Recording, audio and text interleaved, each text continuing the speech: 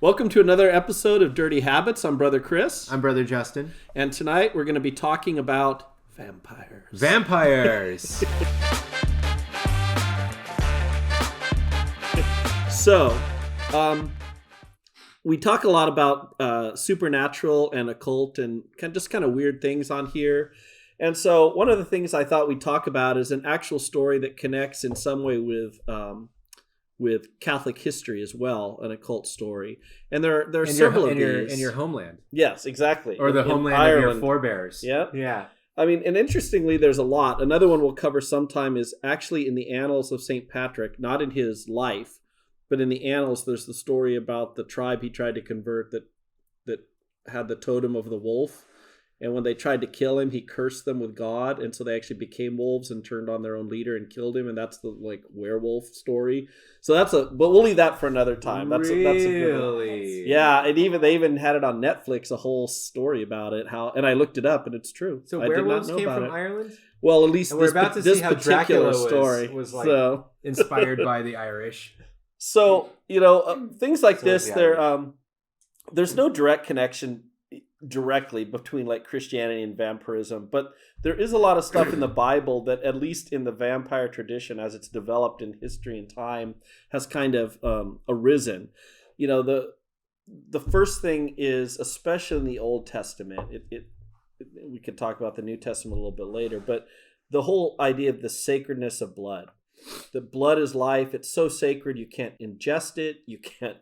You even touch it often. In some parts you become unclean, whether it was human blood, whether it was animal blood.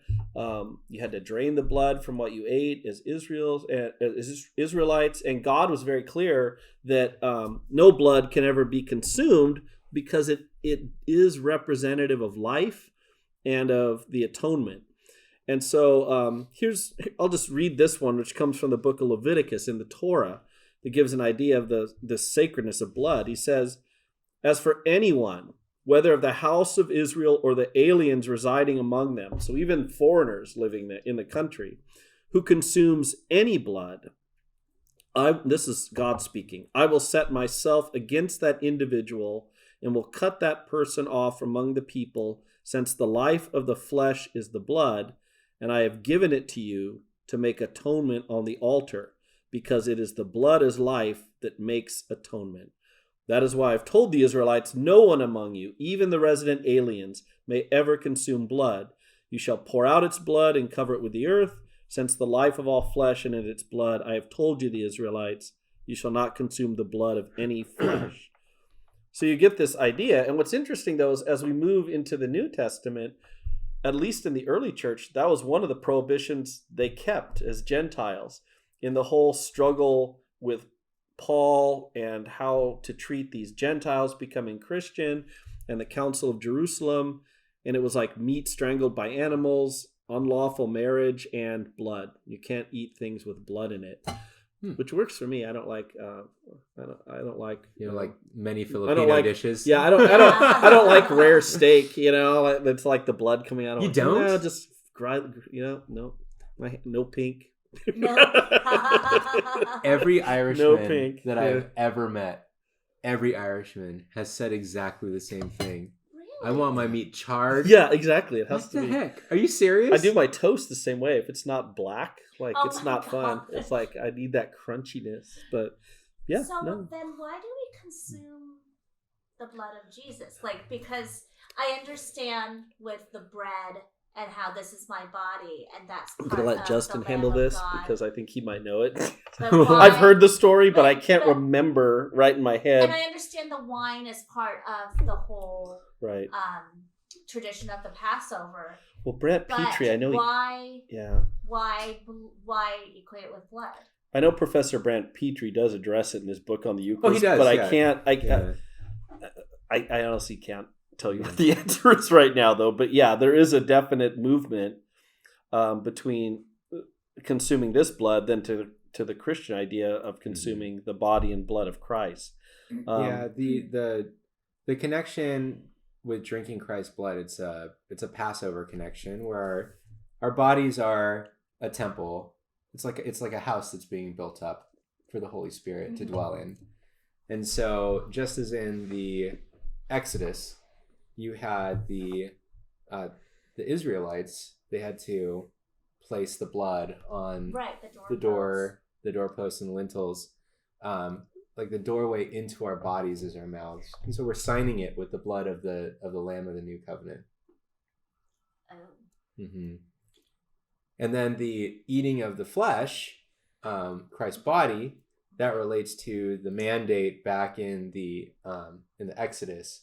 The Israelites, they had to take their lamb, their Paschal lamb, they had to slaughter it and eat it. Mm-hmm. So the other thing that's interesting about the Israelites, I think we mentioned this on earlier ones in slightly different contexts, but because of their monotheism, their strict monotheism, you don't find the huge range of creatures and superstitions and deities and things that are surrounding the Israelites everywhere, with demons and this kind of thing. You do have them, but not when you read through the Old Testament, the references are not that many. There's just a few.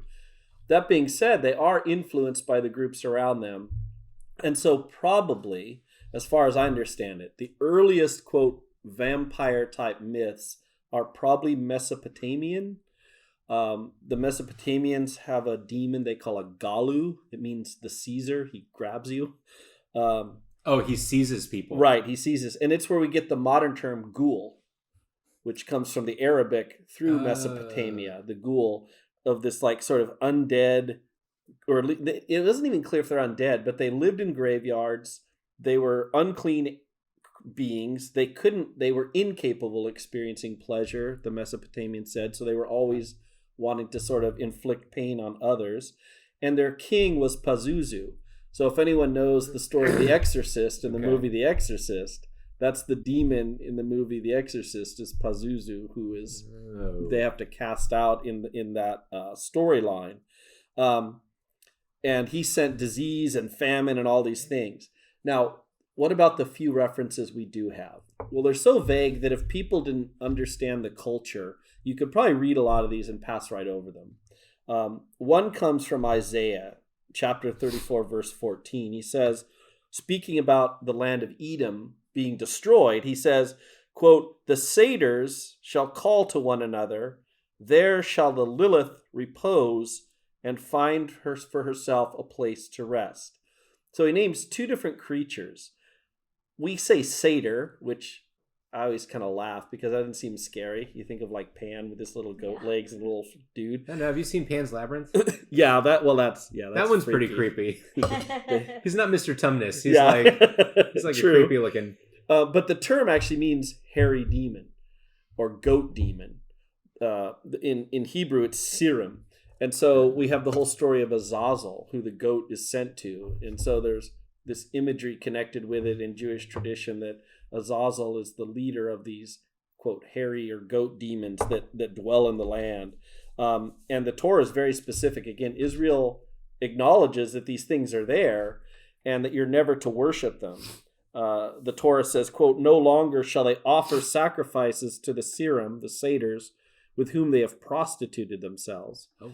Well, the second creature that he lists here is really the more important for what we're talking about tonight. He uses the term, at least in our translation, it says Lilith, from the Hebrew Lilitu, which literally means disease spirit or disease wind. They were originally from Mesopotamia, another type of demon, female demons in this case. They would sexually interact with men. They would murder children, both the ones that they gave birth to, plus the ones that they were known to child killers. And it's the same female demon that later Proverbs refers to as a leech, Aluka. Says, "There are some, their teeth are swords, their teeth are knives, devouring the needy from the earth, the poor from the human race. The leech has two daughters, give and give." So we do have at least the acknowledgement that there are these strange blood-sucking creatures, of the dark that surrounded the Israelites, but it wasn't really a major component of their faith. Really, when we talk about the vampire lore in Christianity, that really comes not from the Bible, but from the Irish author Bram Stoker, right? I mean, he's really the one who sets what we tend to think of, even with all the weird permutations it's gone through now with the like angsty teenager vampire.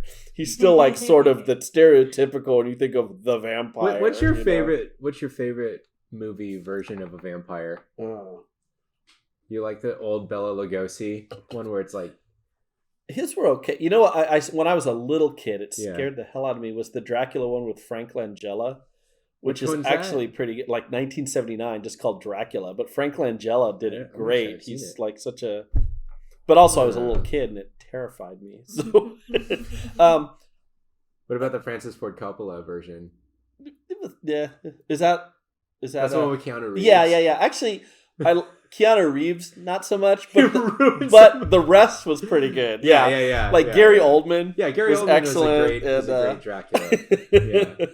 And I did like how they set up the story with the Orthodox to connect him all the vampire stuff to Christianity. Why he drinks blood. Yeah. Why he is cursed. Like I thought that was an excellent like part of the whole storyline. But is that true to the novel, the Bram Stoker? I can't remember. I've read it, but it's been a long time since I've read that one. He wrote a lot of weird books like that. He has one called The Lair of the White Worm, and then which is about a vampiric like worm creature. And then he's got Dracula's Guest. He actually wrote quite a bit more than just the initial novel. It's interesting because he wasn't Catholic, but his wife was, and he was a Protestant. Oh, Bram Stoker wasn't Catholic. He wasn't Catholic. He married a Catholic though? He married a Catholic. He was Protestant, and he married a Catholic, especially at that time, right? Between Catholic. So he was orange and she was green. Yeah. Oh, interesting. Yeah. There's a song about that. Yeah, I know. Yeah. And like, I'll tell you my favorite, or at least the version of a vampire that scared me the absolute most, wasn't in a movie. It was reading. Salem's Lot. Oh yeah. The movie version was weak, but the book I love. The book is so good. Yeah, Barlow. It's really, really good. Barlow. Yeah. Just the teeth left at the end. And then scratching on the windows and stuff. Yeah. And then just how it ends, where he just like sets the fire, but they're like, tomorrow the ones that survive will be like after us. He's like, I know. And that's how it ends. Like just the only two survivors of the whole town burning the field as it going down towards Salem's Lot. Yeah, that's a great one. Kind of similar to how Midnight Mass ends. And then if everything's on fire, and then if you read his short story collection, he has Jerusalem's Lot, where he connects that story all the way back to this like Book of the Worm and all this H.P. Lovecraft stuff in one storyline. It's really weird. Oh, okay. And then he has one that comes later after Salem's Lot's been burned, where the guy breaks into the bar nearby the town who knows everything about Salem's Lot. And he's like, my wife and kid are out there because the car died in the snow. Oh. And two of the guys go out with him, even though they know what they're going to find. It's a really so if you want to like read like a collection more of short stories, some of his short story collection. Okay. So, what's your favorite vampire movie? Lost Boys. Lost Boys. That was a good movie. That was a great movie. I honestly haven't seen Underground. that movie. You haven't seen The Lost Boys? Oh my gosh, Keanu. Okay. I know. What's his face from 24? Yeah. I can't think of his name. Kiefer Sutherland. Yeah. And the guy who played Bill from Bill and Ted. Or Ted, whichever one. Yeah. He's on like the cover artwork. Yeah. So, no, I mean, I don't think I've ever really liked vampire stuff. I think I've always felt very uncomfortable with how sexual it was. So as a kid, and just like, it just made me feel uncomfortable. Yeah. And like Interview with a Vampire and Bram Stoker's Dracula, like they're all like very like, and then you're wondering, I'm like, what is going on, and who are these women, and why are they trapped, and like I'm just, and then the two female leads, or not lead, but the girl who's like very flirtatious, and how in the Dracula one. Oh, Lucy. Yes, and it just like, I'm like, why are they behaving that way? Like, I just always just felt very uncomfortable with They're under the spell. Super sexual. But when he does turn into just a pile of rats, it's cool. Yeah. That was out the door. That was pretty cool. Yeah. I mean, there's some cool shots in that movie. It's too bad Winona Ryder and Keanu Reeves ruined them. Yeah. They ruin it. Like you Yeah. have Anthony Hopkins Yeah. and Gary Oldman on one side, Right. Keanu Reeves and Winona Ryder on the other. It's horrible. Yeah, and I mean, like he has accents off. He's just. Oh, I know. It's rough. Yeah. I mean, he looks pretty though. I guess that's why they put him in there. But I bet that was a studio decision.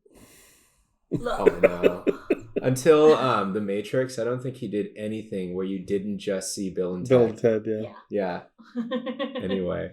Now he's John Wick. Excellent movies. Yep. If John Wick had to go up against vampires, I'm all about it. I'll watch that movie. So back to Stoker being Irish from Ireland. It's funny because obviously the story of Dracula seems to be, he never actually said himself, but it seems pretty clear that he's at least drawing on the history of the Romanian king Vlad Tepes III, who was the impaler, who had all the stories about, you know, this horrible person, is kind of morphed into the Dracula story. However, a lot of the elements of Dracula, he probably, a lot of people think now, both literary scholars and others who like into, you know, occult type stuff, that they really think he created or converted a lot of stuff from earlier Irish lore, specifically a particular story. So even though when we think of Dracula, we think of Romania and Eastern Europe and all these dark crumbling castles and Transylvania and stuff, the truth is probably a lot of it came from his own native land. In fact, the word Dracula means bad blood. So even though, like in the movie, they connect it to to Latin, like the dragon, but I don't think that's actually part of the novel. That's something the people. But it also means the devil in Romanian or something. So, but interestingly enough, the early Celts had a lot of, and so do they. You find the Scandinavians have a similar thing. They have a lot. There's a lot of undead creatures walking around in their early mythologies and stories and histories. In fact, they have so many names for different types of undead things that I just chose two. In Gaelic, you know, you have the Nav Mari, which means the walking dead, and you have the Mari Bon, which means the living dead, or we'd say undead today. And where a lot of this comes from is really one particular story. And the thing that's interesting about this story, and hopefully maybe we'll be able to put some actual shots up because we have modern day shots of this tomb and thing that we're talking about, so you can see pictures of it. But probably where it comes from is from the 5th century in Ireland, Glenolin. There was a local chieftain by the name of Evartec who ruled over a portion of the region. And there's several different versions, like there always are in stories this old. But in every version, the guy was a petty, cruel, just evil man. His name means dwarf, but whether he was really physically a dwarf or whether that sort of was a sort of a way to mock him later, you know, isn't known. But as the legend goes, what the story is he had sought tutelage from a druid, which was very unlike the normal chieftain act.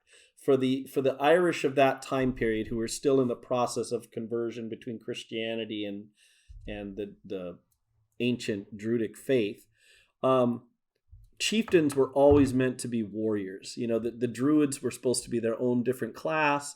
There was no honor in fighting with magic or things like that. And so chieftains were supposed to be warriors. And he kind of goes this other direction and learns these spells and incantations supposedly from some of the local druids. Now, one day he just disappears for several years, which the people who are under his authority are just joyful about. But he returns, and when he returns, he now has the paraphernalia, all the stuff that the druid traditionally wears, and he quickly takes over the leadership of his small clan. So he had the reputation of this man in whichever of the versions of the story. I found 4 different ones. They're all similar, but slightly different each. Whatever version it is, the thing about him is he's known for being a person who practices like dark arts, occult powers, things like this. And he's hated and feared not only by his neighbors, but by his own clan. But because he's so powerful, he's able to marry this beautiful woman who is terrified of him. But he never trusts that she's not having an affair. And so he's constantly trying to catch her in an affair. And it's in one of these moments where he's literally sneaking out of the high window of his room to sneak into hers to see if she's with a lover, that he falls to his death. And it's like, there's, as they say in Monty Python, and there was great rejoicing. Like, the whole clan is like, woo, he's dead. So they didn't plot to assassinate this guy? Not at this time. Was it because of their Christianity, or it's not clear. Almost like a Davidic thing too. I think there was kind of a worry about striking down like the quote anointed type people that could cause something. Yeah. And what's interesting is of the Irish of that time, if you were a leader, a warrior, a famous warrior, or a clan chieftain, you were buried standing up, because that was a sign of like your honor and your strength and your power. So the grave would be dug like almost like a tube, and you'd be dropped feet to top, so you'd be like that. So he's buried, and they're totally they couldn't wait. They buried him where they said within a day. They're like, let's get done. So they're like, well, and here's where the story now starts. In the middle of the celebration of his death, he appears. Evertech comes back. He just comes back. Ooh. And he has with him a goblet, or he has them fetch a goblet, and he makes each member of the tribe cut their own wrist and bleed a little bit of blood until he fills the goblet. At which point, he drinks the chalice of blood, and then as daylight begins to come, the thing returns to its grave again. So the people are terrified now. They're too terrified to even try to assassinate or kill what they don't know what to deal with. So they immediately seek out a nearby sort of hero. His name is Con, although it's spelled Cathan because Gaelic has such weird ways of pronouncing things. Yeah, it looks like Cathan. So Con, which is Conan's dad's name too. But anyway, who founded the O'Kane clan, which is still around today. They approach this chieftain, this brave warrior, and they say, we have this guy who's coming back, you need to kill him. So the story seems like it's going to be like that. The very next night, Khan just waits for the dead man to appear. And sure enough, he appears again with his goblet to do things. And he kills him, seemingly slays him, and buries him again. Nope. Next night, Abertech is back with his goblet, demanding his clan fill the chalice with blood. So Khan again goes forward, kills this guy, and this time he takes him as far out as he can remotely, and he just hides the body and buries it. He's like, finally, it's done. Nope. Returns again. So now 4 nights straight. At this point, Khan realizes he needs to deal with something else. And here's where the story interconnects with Catholicism. There are different groupings of Irish saints. One are called the 12 Apostles of Ireland. You have Patrick, of course, who's by himself, Bridget, David. One that's a lesser known but still very famous is St. Owen. If you look him up online, it's going to be Eoghan. So yeah, it's not going to look like Owen, but that's how it's pronounced. St. Owen. It looks like, does the E sound like Eowyn? Yeah. At all? Yeah. Oh, it's kind of like Lord of the Rings. It's John. I mean, it's the name John in English, but. Oh, okay. So. Oh, really?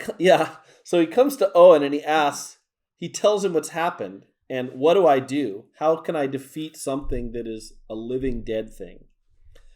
Now, a little bit about Owen.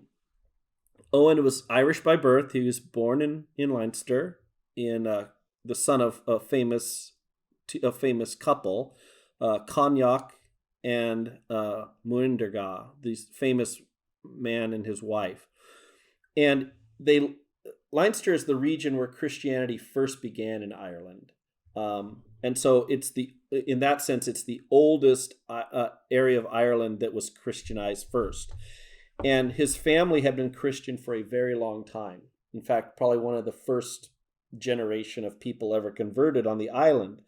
And so as a boy, Owen studied to enter the priesthood at Clones, where he was, much like Patrick earlier, he was carried off, in this time in reverse, he was carried off by the British and enslaved, whereas Patrick was carried away by the Irish and enslaved from Britain.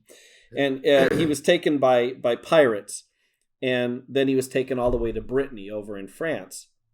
Upon gaining his freedom, he returned to Ireland and soon became known as the abbot of Kilnamana, which is still a monastery you can see the ruins of to this day. And he was there for 15 years. In the year 576, which is one of the certain dates we have because of other issues that in his life, he settles in a place called the Valley of Mourne to be a missionary to the local pagans. But he's practicing, and this is something that was a very Irish practice. It's called Peregrinatio Christi. A peregrine is a bird, right? A falcon type bird, and what it was is looking at the story of Abraham. At a certain point in many of the Irish saints' life, they felt they had to leave everything behind and go somewhere else as a missionary. So you have Saint. I'm trying to think. But anyway, it's this thing that the Irish saints often do, and so you'll see them. They'll leave foreign countries and never return. They'll go to Europe and never come back. And that's what he was doing. He purposely leaves behind his monastery, his life as he knows it, to kind of go out into the wilderness on behalf of Christ, like Abraham, leaving everything behind. And any pagan he comes across, he's going to offer the gospel to. So it's not exile like he's becoming a hermit. He's right. just leaving where he was, yeah, and he's going to a different place, kind of just out of the blue, right? And with no necessary goal, like no certainty where he's going to go. It's not a planned destination. He's just kind of walk until he. And no real metrics on success. You just right. Go. Okay. Yeah. I'm trying to think of the saint I'm trying to think of who did the same thing, who left Ireland until he reached the first place where you couldn't see the shore of Ireland anymore and stayed there. Well, I'm sure the list Columba. of Irish... Columba. Oh, Columba. Yeah. The moment he how did you forget that? I know. That's I do all my stuff of Columba. That's why I was having a moment. Yeah. By the way, if you want some real crazy... if you want to feel bad for how cush you're living your life and how comfortable you are... St. Columba has has reading for you to do. Yeah. He invented the cold shower thing. The cold shower. Standing in the freezing, up to his neck in the freezing waters of the rivers and stuff. Yeah. Oh. It's around this time, most likely, between 576 and 585, during that period of his life, that this event takes place where he is sought out by Con. During that time period, he's gained this reputation for holiness. He's become so widespread as a miracle worker, a thaumaturgos, right? He's known as a man who works miracles from Christ. And so he was actually consecrated the first bishop by 581. So in this short period of time is when Con comes to him with this story of this guy who keeps coming back from the dead. So after he listens to the story, he prays and he fasts for several days to discern what the answer is supposed to be. And then the answer he gets is a little odd, and we can maybe talk about sort of what he tells him. But his answer he finally gets, he tells Con, this is what you have to do. Since Evertech is already dead, you can't physically kill him again. He's dead. But you can bind him to the earth to be imprisoned until the day of judgment. Whoa. And he gives him 3 things he has to do. You have to pierce his heart with a sword made of a blessed yew tree. Oh, the wooden stake. Yep, That's stake. where the wooden stake comes from. You must bury him upside down with his feet facing the sky and surround it with thorny ash branches. And finally, over the grave, you must place a heavy stone slab and a hawthorn tree planted to hold the vampire's soul bound to the earth to stop his unholy recitation. Wait a second. Why those things? I know, that's why I said it's very interesting because there's still a lot of Irish druidism, it seems there. Like the specific types of trees and plants. I mean, we know the Irish church was very close to nature and its things, which let me just go off on a total tangent for one moment. Okay. As a person who is of Irish descent and like big of it, I hate the modern day thing of some people when they talk about a quote Celtic church as if the Celtic church was not always united to the Roman church. Mm-hmm. Did it look differently? Yeah. I've never heard that. Oh, you haven't heard that? No. Yeah, that's a big thing nowadays. Like, really? Anglicans want to claim the Celtic church, and the Celtic church wasn't like it. It was based in a totally different way, and women had more power, and there was this, and they basically want to make it sound like a modern day kind of liberal church. But in fact, it certainly was different in the way that you look at the Eastern Catholic churches are going to be culturally different and have their way of doing things. But to use that as an idea that like it wasn't ever fully Roman. Yeah, it was still part of the one church. Right. That always bothers me. I'm surprised you never heard of that. Yeah, it's a big thing. I mean, Kent, one of the first things we ever talked about, he asked me that. He goes, "What do you think about it?" I was like, "Oh, that's interesting." See, now in the Philippines, we don't have that. Yeah. And, I mean, I never had heard anything like that before. I did grow up, like, all of my priests as a kid were all super Irish at my little Catholic school in Los Angeles. I never heard anything like that before, though. Yeah. But I grew up so, like, Catholic sheltered that I didn't even know from kindergarten to, like, 6th grade. I had no idea there were other kinds of Christians outside of Catholics. It was like all I knew were Catholic people, you know? Yeah. I was kind of like that too, although I didn't go to Catholic school, but it just seemed like all of our friends, except one friend who was Jewish. But in our kid minds, I was just, she's just doesn't believe in Jesus, but she believes everything else we believe. Okay, whatever. Speaking of which, Father Monsignor Cudahy passed away. I don't know if you guys heard that. Do you remember him? The really awesome Irish guy. Yeah, his funeral will be this week. Everyone, pray for eternal rest for our beloved Monsignor Cudahy. The most gentle, super awesome man ever, I think. So really gentle guy. The first time he had never met me before. The first time I ever met him, he seemed like he'd known me forever. He's like, "Oh, how about this?" He was just a nice Irish guy. May angels lead him to a merciful judgment. Yeah. So yeah, it's kind of weird. I mean, it's also weird that like on one hand you're like, so the saint couldn't come up with a way to kill this thing? Like he can only just trap it? I mean, there is some interesting stuff here that, you wonder, what's going on with this whole story? What are the roots of a yew tree? Oh wait, what kind of tree? Of a hawthorn tree? Yeah, there's hawthorn, yew, and the ash branch, the ash tree. I know mistletoe was big, but he doesn't mention that one. That was a big pagan one with the druids. Mistletoe? Yeah, but he doesn't mention that one. But he mentions these other ones, the yew tree. Didn't they used to make like bows and long bows out of yew tree because of how it would stretch or something? Harry Potter wands, Oh, I did not know that. See, there's go. His wand is. Look at the big brain on Quinn. I did not see that one coming. What's the core of his wand? His is the same as the bald guys. Yeah, the bald guy. And he flies on a broom like a little witch, right? Not like a lizard would. Like a little witch. Not like Gandalf and Saruman. Like a little witch. Like Gandalf and Saruman would never fly around on a broom. Yeah, I know. It's kind of, yeah. They would fly around on falcons.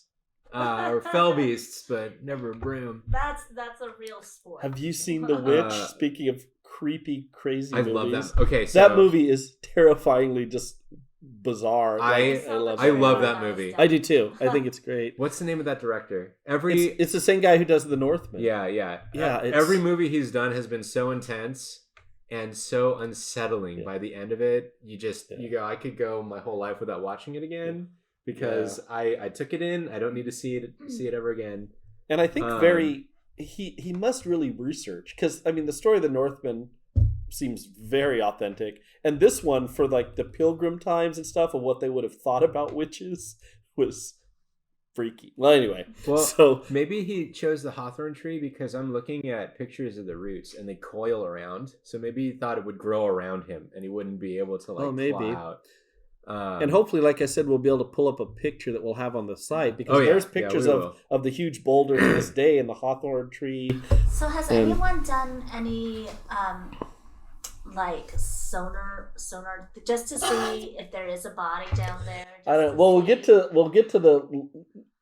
There is a story about more modern times. Okay. Well, anyways, to continue the story, so Khan does exactly as the saint instructs, and so at least up till now, except in the movie The Boys from County Hell, which we'll just mention at the end. I was going to ask if you saw it. Evertek never rises again. Now, his grave is still there, but today in Ireland it's on private property, and so it's all fenced off because the person got sick of so many people coming to it. But you can find it. It's called Sliat Ardavach in County Derry. The Stone of the Dwarf is what it's called. It's called the Dolmen today. It is not open to the public.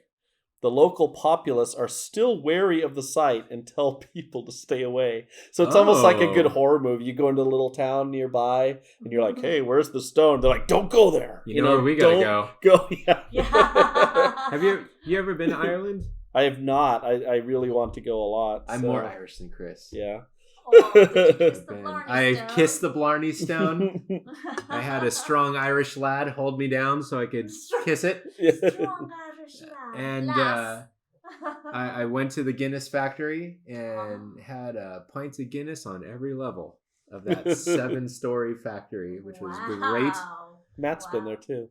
It's really nice, actually. By the time you've walked up the whole thing, you've burned it all off. So, not quite.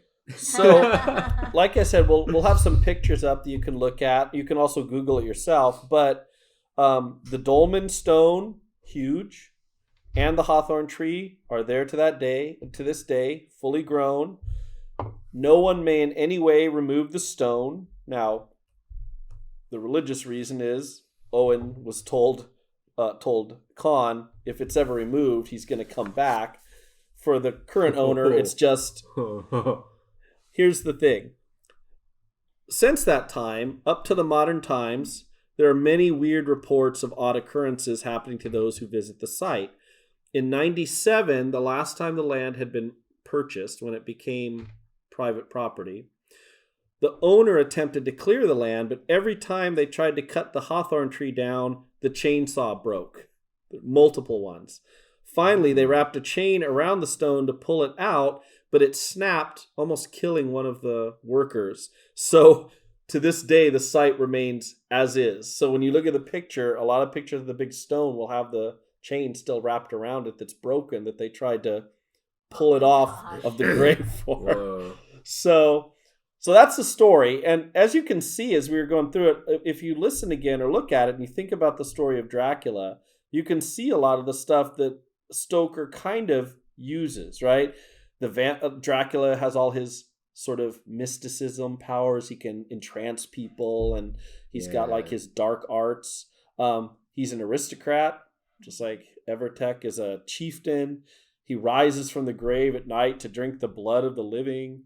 He can only be slain or stopped by wood piercing his heart, the famous stake. Now, elements that are Christian that Stoker added to the story seem to be the weakness against crosses and the inability of Dracula to enter churches. Well, crucifixes, right? Not just crosses? Or... No, it's just crosses. Yeah. And then we mentioned this, the drinking of blood as an affront to drinking the sacred blood of Christ, right? There's that purposeful sort of parallelism of that dichotomy of them.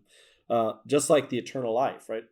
You have the eternal life of the vampire has to feed off the living in order to have some semblance of life, which is like a half-life because you're only around in the dark and you can't whereas the resurrection of the dead is supposed to be this awesome, whole new glorified existence. And then even the wooden stake in imitation of the cross of Christ, just like the yew tree sword to slay the evil there. So yeah, I did mention just at the end, just last year, 2 years now it's 2023. So 2021, when I was doing my research originally, when I wrote this stuff a couple years ago, when we were first beginning things, I came across that movie. So I did see it, but it's been a few years now. But there is a movie, if you want to mention it and talk about, there is a movie about this vampire. Yeah, the boys from County Hell. Yeah. It's weird because it almost starts off sort of serious. Yeah. And then by the time Evertex shows up, it just turns into like some wild romp through the village.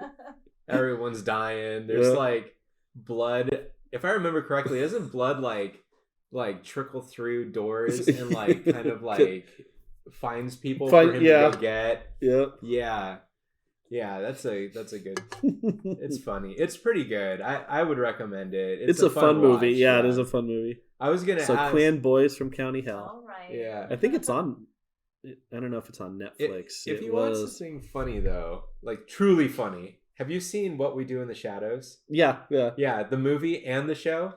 No, I haven't seen the show. Okay, so the movie. Have you seen the movie? No, I haven't heard of It's this. a Taika Waititi movie, so it is really funny. It's like it's got that Flight of the Conchords kind of humor, right? So it's shot as a mockumentary or a documentary, but it's a mockumentary movie, and so it's three vampires who live together in modern times. Instead of living like with all the other vampires like underground, they decided to like live in this apartment or in this house together that they're renting. There's 4 of them because there's like a Nosferatu living down in the basement. They like have to sneak in and like toss him a chicken. And, so that one's really, really funny. But I was gonna mention, like the having to come out at night. One of my favorite scenes in that movie is when they've got like the new guys. There's like the story is about those 4 vampires welcoming a fifth one in. Yeah. Oh. And the 5th guy has a really, really good friend that he doesn't want to let go of just because he's a vampire. He's like, no, I'm too close to this guy. I gotta keep him around. But they don't make him into a vampire. So they have this normal dude hanging out with them. And he shows them how to like do all this fun stuff like karate and like how to use the internet. So he shows them like a sunrise on YouTube, and they're like captivated, like, they haven't seen a sunrise in like centuries. That is a funny show. But the show is really good. Yeah, the show is good too. It's like, what's it on?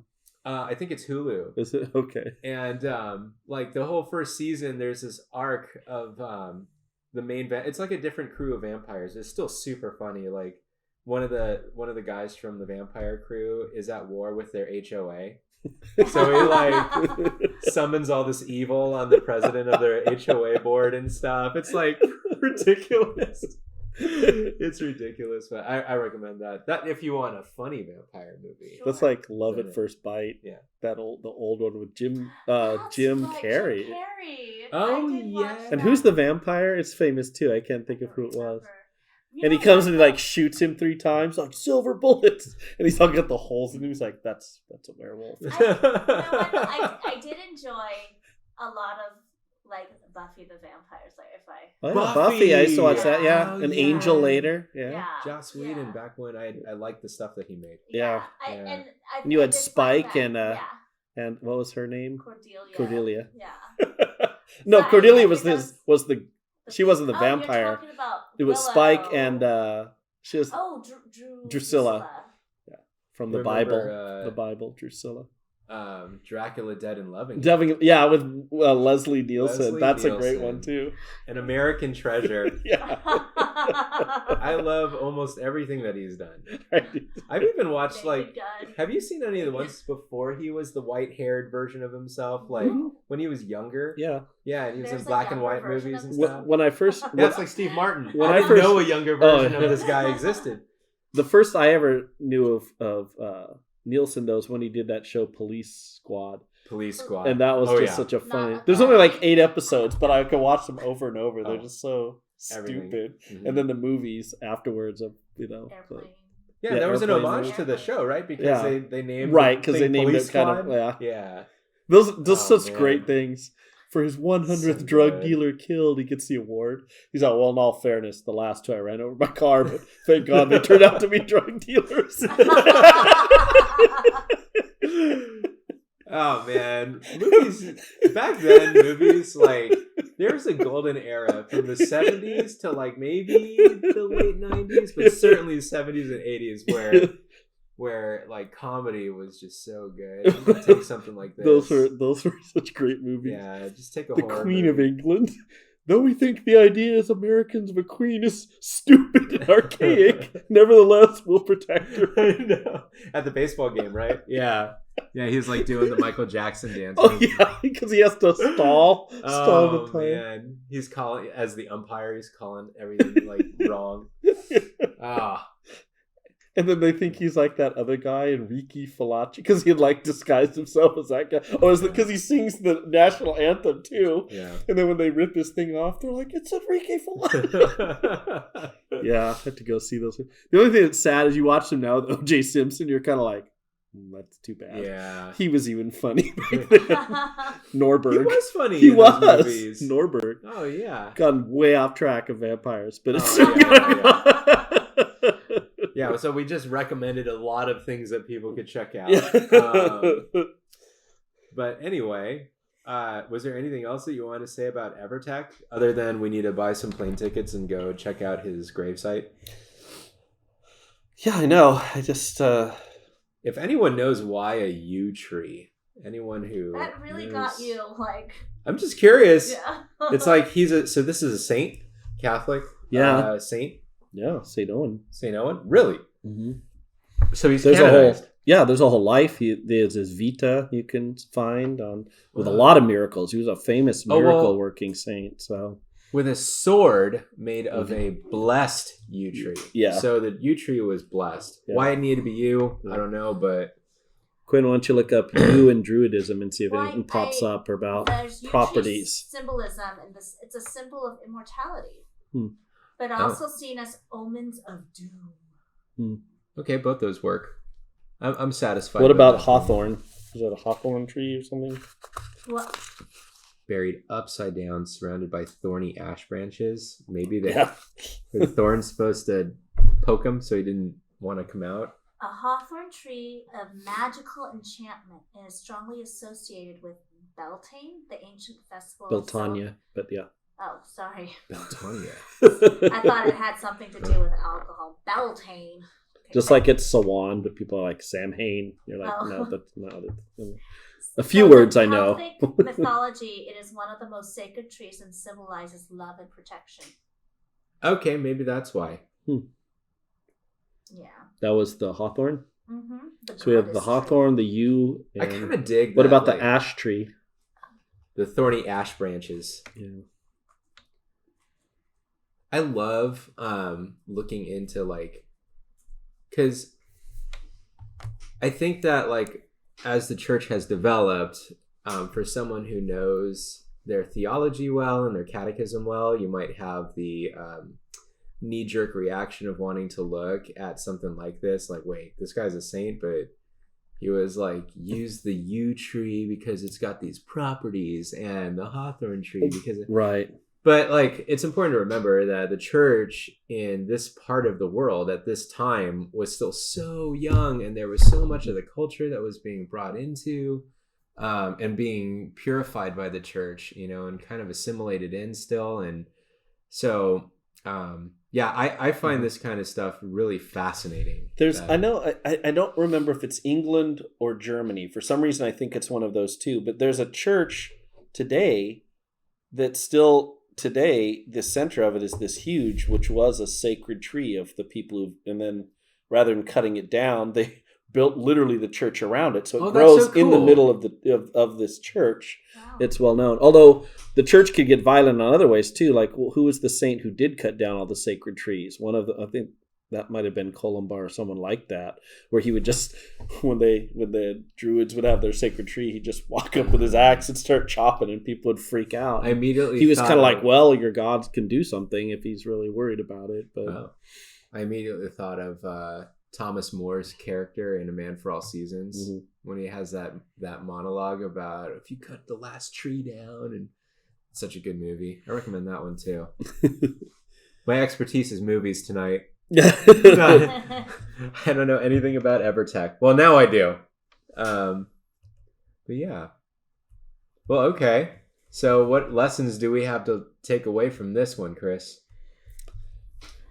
I don't know. This one's just kind of fun. If you want to live forever, go see a druid priest. And I don't know if I would consider this to be living forever. This is more of being an undead forever. Yeah. Although, that's the thing is, like, we take the blood. Another reason why we drink the blood of Christ is because the blood is the life. Right.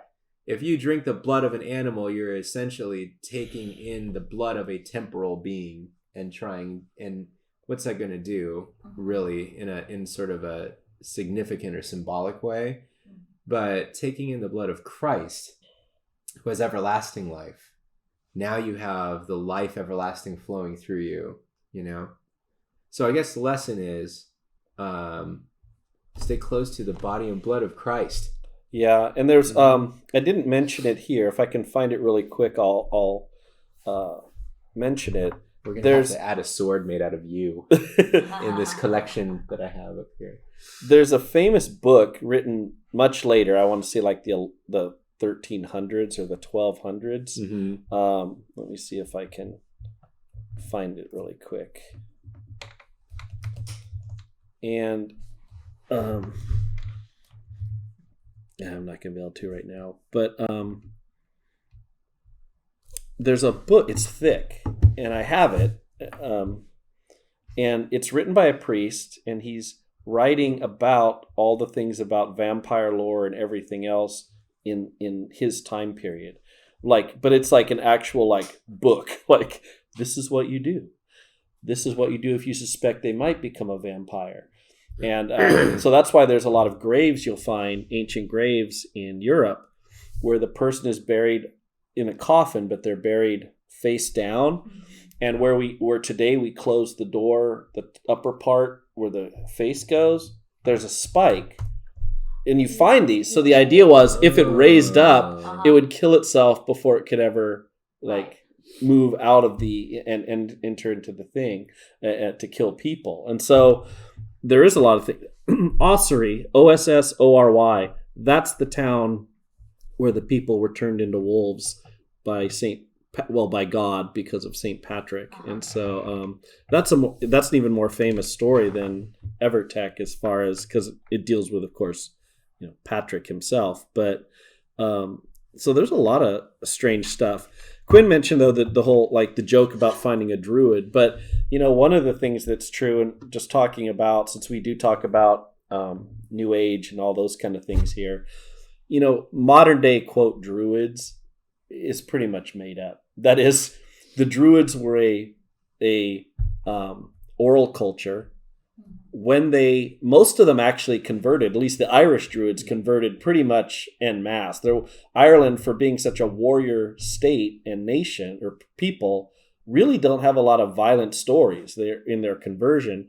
But the point is we have no idea what the druids did, except the most information we have comes from their enemies. Julius Caesar tells us more about the druids than anyone else, because that lore didn't pass on. So anything that people associate today with druidism, it's almost as bad as Oh, the dudes in the hoods. The Templars, and you know, the hidden treasure of the yeah. Templars and all the crazy stuff. And it's like, a friend of mine just recently asked me about because we had Friday the 13th just recently, right? Yeah, last Friday. And so he sent a text out to a big group of us and was like, "Does anyone know why he's not Catholic?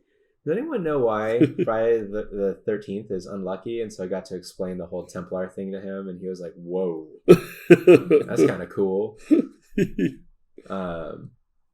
Yeah. So anyway, stay close to the body and blood of Christ. Definitely, that is true everlasting life. And may the Lord draw all of humanity closer and closer to His Holy Supper. That's the lesson I take away from this. Well, all right. I think we have discussed Avertech enough for tonight. So, all right. Well, that was a fun one. Yeah. And we'll see you guys next time. So, Pax et bonum. Pax et bonum. If you enjoyed that conversation with me, Brother Justin, and Brother Chris, then please like, subscribe, hit the notification bell so that you can follow more of our fantastic conversations such as these. And don't forget, check out our store on Etsy, One Holy Catholic, to support this channel with all of your wonderful money. Link below.